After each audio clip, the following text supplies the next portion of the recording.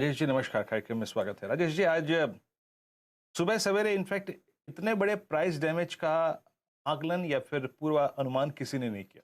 Excel technologies अपनी guidance के lower as पे शिफ्ट करने का व्यू शेयर करने के बाद आई थिंक ये जो damage excel technologies in isolation and entire space में जो हुआ है, आप उसको कैसे रीड कर रहे हैं? और क्या ये अब आई थिंक एक बार जब अनसर्टिनिटी अनिश्चितता आ जाती है तो वो काफ़ी समय तक प्रिवेल करती है, सस्टेन करती है।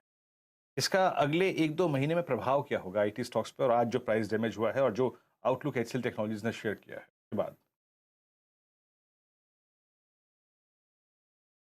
गुड आफ्टरनून वेदांत जी, हर्षदा जी और भी पैनल में जो मित्रगण हैं सबको नमस्कार। ये सही कहा आपने कि आज जो सुबह सुबह एचसीएल टेक के गाइडेंस के बाद हुआ वो किसी ने सोचा भी नहीं था कि एक दिन में ही एचसीएल टेक इतना गिर जाएगा और इसके प्रभाव से दूसरे जो दिग्गज है इन्फोसिस, टेक महिंद्रा वगैरह वहाँ भी डैमेज देखा जाएगा।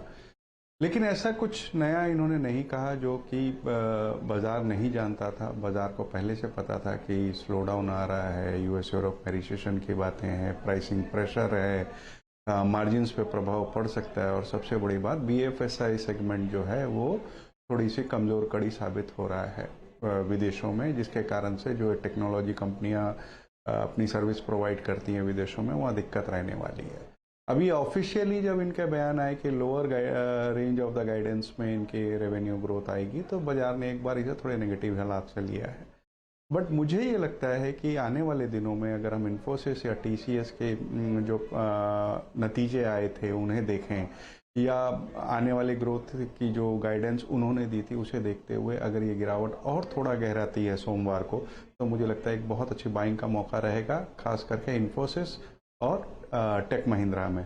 कारण इन्फोसिस के नंबर्स अच्छे आए थे, आगे आने वाले दिनों की भी उनकी गाइडेंस अच्छी है। और दूसरे टेक महिंद्रा की अगर बात करूं तो 5G के जो लॉन्चेस होने की बातें हो रही है उसके कारण से इन्हें एक बड़ा वहां से मुनाफा होने वाला है। तो ये दो कंपनियों पे हमारी नज़र है और गिरावट में हमारी खरीदारी की सलाह है। एरन डिप्स पर खरीदारी की जाए, लेकिन आज क्लियरली एचसीएल टेक के मैनेजमेंट ने जो बयान दिए उसे मार्केट पूरी तरह से स्पूक होता हुआ दिखाई दिया है। स्टॉक खुद 7% नीचे ट्रेड करता हुआ। अब आपको सुना देते हैं कि एग्जैक्टली वो खतरे की घंटी कहां पर बजी है। दरअसल यूएस में एक इन्वेस्टर डे कंपनी ने रखा वहां के निवेशकों को एड्रेस करने के लिए, और वहां पर कंपनी के सीईओ ने इनफैक्ट एक डिटेल प्रेजेंटेशन दी थी। उस प्रेजेंटेशन में उन्होंने साफ तौर से कहा कि कंपनी ने जो अपना गाइडेंस दिया हुआ है, जो सर्विस सेक्टर के लिए 16 से 17% का था और साथ ही साथ ओवरऑल कंपनी के लिए करीब 13.5 से 14.5% का था, उसके लोअर एंड पर गाइडेंस कंपनी डिलीवर करती हुई दिखाई देगी। तो गाइडेंस मीट करेंगे लेकिन लोअर बैंड की तरफ मीट होता हुआ दिखाई देगा, यानी कि सॉफ्टनेस देखने को मिल रही है। दरअसल कंपनी के सीईओ सी विजय कुमार ने एग्जैक्टली उस रोड शो में क्या कहा और डिमांड को लेकर क्या चेतावनी आई है वो आपको सुना देते हैं।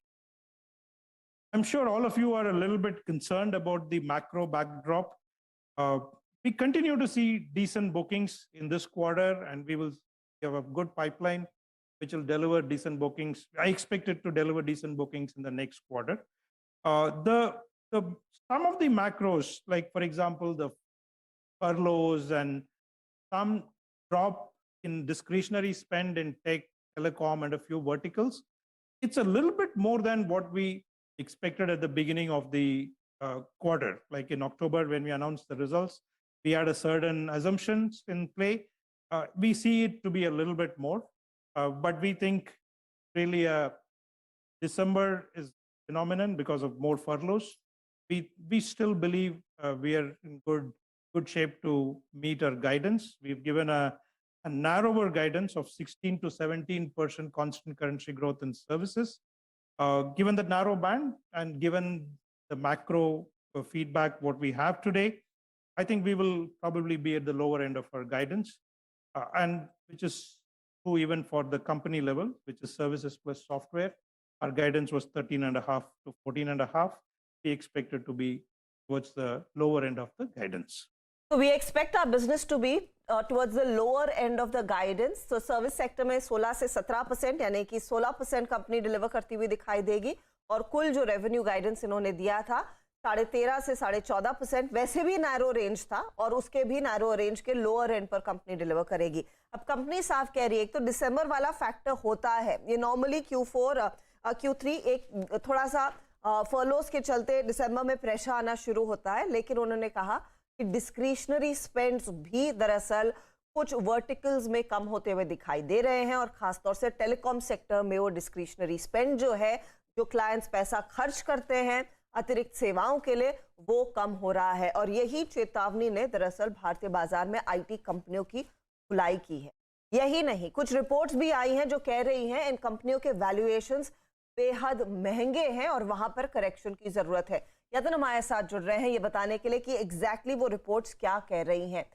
यतिन, एक तो HCL टेक की कमेंट्री नेगेटिव थी तो उससे प्रेशर आया, लेकिन अब रिपोर्ट्स क्या कहने लगी? क्लियरली जो HCL टेक्नोलॉजीज ने बयान दिया कि यूएस मार्केट्स और यूरोपियन मार्केट्स में जो मैक्रो कंडीशंस है उसके वजह से आपको रिस्क आते हुए दिखाई दे रहे हैं, और गाइडेंस का लोअर एंड अब मीट हो पाएगा जो एक बैंड में था। जहां तक कि क्रेडिट स्विस का सवाल है, उनका भी यही मानना है कि जो मैक्रो टेलविंड्स थे वो अब मैक्रो हेडविंड्स बन चुके हैं आईटी इंडस्ट्री के लिए, क्योंकि कोविड में एक बड़ा लीवे इनको मिला, लेकिन कोविड खत्म होते ही डिमांड को टेपरिंग होना था, और वही एग्जैक्टली हो रहा है अब यूएस और यूरोपियन मार्केट्स में। इनफैक्ट क्रेडिट स्विस का मानना यह है कि आपको 10 से 25% के बीच वैल्यूएशंस करेक्ट होने हुए दिख सकते हैं आईटी सेक्टर में। और जहां तक कि उनकी बैंड्स का सवाल है 11 से 10 से 27% वाला, उसमें इन्होंने स्पेसिफिकली काफ़ी सारे स्टॉक्स के बारे में बोला है, जिसके बारे में अगर आप देखें तो HCL टेक्नोलॉजीज में उनको लगता है कि वैल्यूएशन में लगभग 20% तक का करेक्शन हो सकता है, क्योंकि काफ़ी प्रीमियम पे अब HCL टेक्नोलॉजीज के वैल्यूएशन हो चुके हैं। जहाँ तक कि TCS का सवाल है और इन्फोसिस का सवाल है, यहाँ भी उनको लगता है कि एक बड़ा करेक्शन आपको वैल्यूएशन में देखने को मिलना चाहिए। इनफैक्ट इन्फोसिस और विप्रो में उनको लगता है 15% की गिरावट वैल्यूएशंस में संभव है, और TCS में भी उनको लगता है कि 8% के वैल्यूएशन का करेक्शन अभी संभव है। शायद आपको अर्निंग्स पे या रेवेन्यू ग्रोथ पे इतना सरप्राइज ना दिखे, लेकिन जो ग्रोथ के कंसर्न्स हैं उसके कारण इनके जो पी रेशियोज हैं और जो वैल्यूएशन मल्टीपल्स हैं वहां आपको कॉन्ट्रैक्शन आने चाहिए, ऐसा क्रेडिट स्विस का मानना है। तो टॉप 4 नामों में करीब 10 से 27% तक के करेक्शन की बात हो रही है, और खासतौर से जो नाम लिए गए हैं, यतिन भी दोहरा रहे हैं कि HCL टेक में 20% तक के करेक्शन की गुंजाइश है, आपके इन्फोसिस में 15% तक के करेक्शन की गुंजाइश है, विप्रो TCS में करीब 8% तक के करेक्शन की गुंजाइश है। ये इनफैक्ट रिपोर्ट भी आप कह सकते हैं आग में घी डालने वाला काम कर रही थी, इसीलिए वो भारी स्टॉक्स में गिरावट आना शुरू हुई। अमित, क्योंकि आपने विप्रो पर एक पुट का ट्रेड दिया कि 390 का पुट लेकर चले, HCL टेक का अगर आप चार्ट देखते हैं, आज की ये मार क्या एक और गहरे करेक्शन की तरफ इंडिकेशन है, या फिर आज जो पिटा अब थोड़ा सा संभल सकता है स्टॉक? हर्षिता मैम, डेफिनेटली एक बहुत बड़ा ब्रेकडाउन है, बिकॉज अगर आप देखें तो स्टॉक ने अपना 200 डेमा भी ब्रेक कर दिया है, और वॉल्यूम्स अगर देखें तो दैट इज बहुत ज्यादा हाई वॉल्यूम्स है जो काफी टाइम से नहीं देखे गए हैं। तो यहाँ पे कॉशियस अप्रोच एकदम रखनी चाहिए। वी शुड नॉट, इसमें कोई अभी भी बॉटम फिशिंग का तो कोई सवाल ही नहीं है, rather than it's sale on rise, क्योंकि स्ट्रक्चर इसका टोटली डैमेज हो चुका हुआ है HCL टेक का। तो क्लियरली और भी करेक्शन आगे देखने को मिल सकता है। इनफैक्ट चल क्या रहा है, क्यों कंसर्न्स उभर कर आ रहे हैं अब अचानक? हमारे साथ 5F वर्ल्ड और हनीवेल ऑटोमेशन इंडिया के चेयरमैन गणेश नटराजन है। गणेश, के जहाँ तो डिक्लाइन ही हो रहा है, और अमेरिका में भी अभी इन्फ्लेशन का मामला जारी है। मेरे ख्याल से अभी मैं 3 हफ्ते अमेरिका में रह के ही आया हूँ, और मुझे लगता है कि डिमांड स्लो रहेगा, ना सिर्फ एक क्वार्टर के लिए, मगर कम से कम जून तक तो डिमांड स्लो रहेगा। तो ये जरूर है कि अगर आप अपनी कोई एम्बिशियस फोरकास्ट की थी, उसको मॉडरेट करने की जरूरत जरूर होगी।